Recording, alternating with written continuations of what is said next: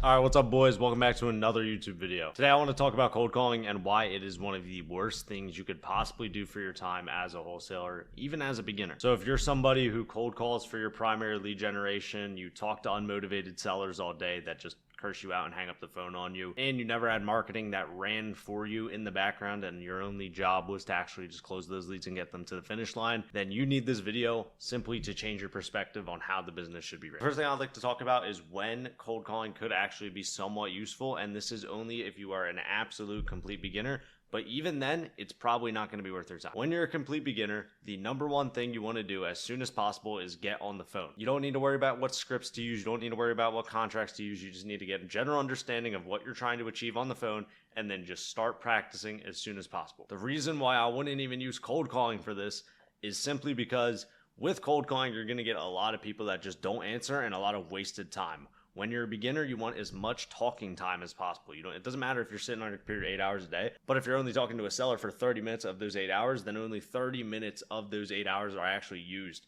towards you getting better and achieving your goals. But with something like Zillow for sale by owner, you're going to be able to call sellers that are already motivated to talk to you, and you're going to have a higher pickup rate, and you're going to actually be able to get a full conversation with these sellers rather than just cold calling and hoping to God that people pick up and actually talk to you. But other than that, I would like to get into why cold calling actually sucks and why anyone preaching it to close your first deal or to close any type of deals nowadays is giving you the wrong information. If we want to be successful entrepreneurs, one thing we need to start thinking of is using our time as leverage. So I'm going to use the same analogy that I always use to describe this because it makes the most sense and it's the easiest to understand. So just think of your time as getting paid by the hour. At a minimum wage job in America, you can make about 12 to like 13 bucks an hour. So if you're spending an hour at home cold calling, you're making $0, but if you're spending that same exact hour at a job, you'd be making $12.50, let's say. You can hire a virtual assistant for around $3 per hour. So that makes working a minimum wage job 4 times more effective than cold calling yourself. Simply because you could just work that minimum wage job and pay 4 VAs to call rather than you just doing the calling yourself. So 4x the amount of output for the same exact input of time.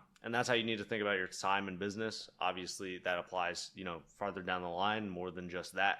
But that's just a very simple example. So building on that a little bit, we want to have the highest leverage tasks as the primary focus for us as like the owner operators of the wholesale business. So we just got to think back to what actually makes us money in this business. This is acquisitions and dispositions, meaning actually closing leads and getting them to the point where they sign a contract and then selling that contract off to a title company. Everything else doesn't directly correlate to us making money. Screening and lead generation can be easily delegated or set up by a specific system like SMS, hiring VAs, running ads. But acquisitions is our bread and butter, and when you're looking to close your first or like second or third deal, this is what you need to focus in on. You need to be a good closer. You need to be someone who can sit on the phone, talk to a seller, and actually get a seller to the finish line, because ultimately that's the only thing that's going to be making you money. And obviously when you're starting out trying to make as much money as possible and trying to get your feet wet and get off the ground, you want the things that are going to make you the most money in your hands. You don't want that to be anyone else's hands. You don't want to rely on somebody else.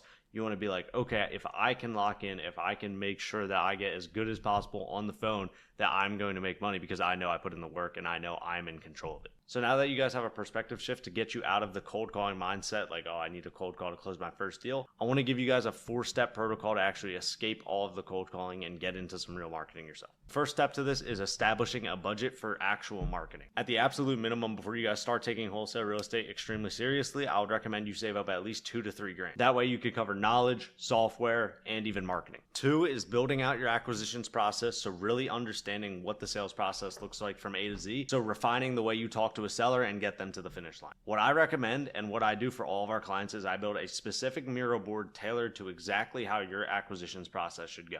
So from the point where a lead comes in, depending on which type of marketing you use, all the way to the point where you get that lead under contract, there needs to be a step-by-step plan for each and every single direction that the lead could possibly take. So if the lead says one thing, we have a response to that. Or if the lead gives us this objection, we have a place to go from there. That's the type of system that you need to build out. That way you can replicate it every single time you're on an acquisitions call. Once you have your acquisitions process dialed in, now it's time to actually implement the marketing and start spending some of that budget. I'm going to break down a couple different types of marketing right now, and depending on your budget, you can choose which one best fits you. With SMS, I would recommend budgeting at least $1,000 a month for this, especially if you're not going through like a custom go high level build out like we use. because it's usually a couple cents per text, and then you're also going to be paying like a $500 a month retainer for that. The second leg up would be hiring VAs, which I would only recommend to hire 3 VAs at once, just so you have enough volume to actually be able to work with the amount of leads that they're generating. Because if you only hire 1 VA, they're only going to generate 2 leads a day. There's nothing we could really do with that. But if you're hiring 3 VAs, you can generate up to like 6 to 9 leads a day, which is obviously enough volume to actually start closing deals. The next leg up from hiring VAs would obviously just be running ads, but I would only recommend this if you can at least spend $5,000 to $10,000 a month, which most beginners can't, and I honestly recommend most beginners don't. Even if you have the money, I've had people come to me with hundreds of thousands of dollars, and they told me, Dylan, like, I just want to close a deal. I want to close a deal as soon as possible. And I was like, yo, you need to slow it down. You need to drag it out. Do a cheaper form of marketing, save your money, save your capital, and just close a deal and make the $10,000 to $15,000. So that way you can just reinvest that capital back into the business and snowball from there using business profits. You never want to come out of pocket a ton of money, especially with something like wholesaling, because the truth is you don't need to come out of pocket that much. Wholesaling is mainly a knowledge gap. If you have a couple $1,000, the only thing that's holding you back from there is literally just knowledge and time. You need to have the right knowledge. You need to be in the right circle to have the right information of what to do. And then once you have that, you then just give it the time that it needs and you will close deals. It's as simple as that. So you don't need to go out here and spend $20,000 to $30,000 a month in marketing. Number 4, after you establish your marketing, you just want to make sure your systems, automations, KPIs, and everything like that is dialed in. So you want to be tracking metrics, right? How many texts is it taking me to get a lead? I have a full detailed video explaining exactly how to track KPIs. Literally, it's the video before this one, so go watch it if you haven't already. Next, you want to make sure you have your follow-ups, nurture sequences, and automatic texting installed in your CRM. So if someone like ghosts you, they have like a 7 days of hell sequence where it calls them and texts them every single day for a whole week. Things like that you want to automatically build out just so it saves you time doing tedious tasks. Because when you have a fully built out pipeline of like hundreds and hundreds of leads, you're not going to have time to do those tedious tasks, like sit there and text somebody that you have a task set for from like a week ago. You want your system to automatically do that for you once the time comes. So guys, all in all, what I want you to get from this video is that you should never be cold calling anymore in 2025 unless your goal is to literally just refine your acquisition skills. Even then, I would still call FSBOs, but you could cold call if you want. But if you're trying to cold call for your lead generation or drive for dollars or any weird ass marketing of that sort, please save your time. Don't do it. It's going to be a waste of your time. You're not going to make any money. And this is coming from someone who literally spent 6 months in a row cold calling. I spent at bare minimum 4 hours a day. It was probably more than that, but I'll be on the safe side and say 4 hours a day for 6 months. And I didn't close a single deal. I didn't make a single dime. And I got nowhere. The only thing that it trained was acquisition skill. And that could have been done way sooner. So I literally just wasted 6 months of my life. I'll completely admit it. And I want to save you guys the hassle of trying to do that, because when you rely on cold calling to close deals, you're basically just relying on luck. It's like pulling out lottery tickets every single day, hoping you call the right lead. Like, it's never going to happen.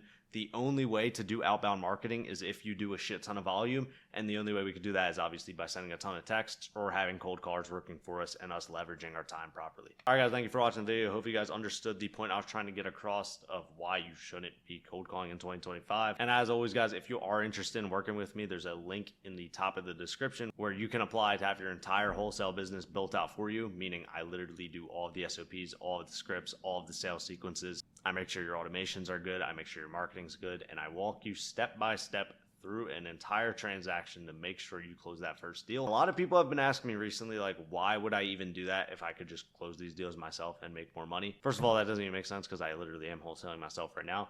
Second of all, I have people sending me deals that I have the opportunity to buy every single day from our program. So when students close deals in my specific markets, I would consider buying in Jersey or Philadelphia right now. I get added value from that because I can literally just buy those deals and make money from the flip. Or what a lot of our students do is just JV with me. So I actually get a cut of their deal for helping them find a buyer using InvestorLift. So hopefully that answers a lot of your guys' questions of like why I even do the mentorship in the first place. Of like, okay, you send me a flip or you send me a JV deal and I'll help you close that first deal. I'll help you get started with wholesale.